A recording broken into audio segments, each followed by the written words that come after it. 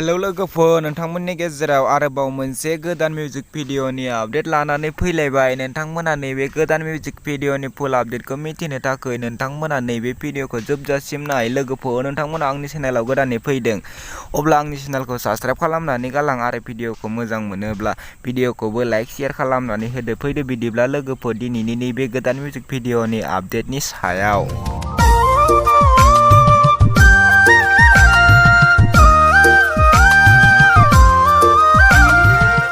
दिनैनि नैबे गोदान मिउजिक भिडिअनि आपडेटनि टाइटेलानो जादों सफैहां। लोगोफोर, नोंथांमोना दासिमबो नैबे गोदान मिउजिक भिडिअखौ नायाखै अब्ला नोंथांमोना नैबे आंनि भिडिअनि गेजेरजों नायनो हागोन।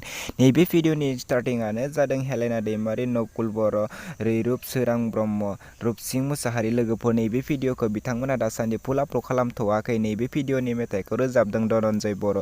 लोगोफोर, नोंथांमोना बिथांमोननि नैबे गुसुं ट्रेलारखौ नायनो थाखाय बिथांमोननि इउटुब चेनेलाव थांनो नांगोन। बिथांमोननि इउटुब चेनेलनि मुङानो जादों प्रदिहारा एन्टारटेनमेन्ट। लोगोफोर, नोंथांमोना बिथांमोननि नैबे इउटुब चेनेलाव थांनानै बिथांमोननि नैबे गुसुं ट्रेलारखौ नायनानै लाहैदो। जेब्ला बिथांमोना नैबे भिडिअनि फुल आपल'ड खालामगोन अब्ला आं आंनि चेनेलाव आरोबाव खनसे आपडेट खालामनानै होफिनगोन। बेखायनो नोंथांमोना आंनि चेनेलखौबो साबस्क्राइब खालामनानै लाखि। बिदिब्ला लोगोफोर, दिनैनि बे गोदान भिडिअनि गुसुं आपडेटआ बेखिनियानोसै।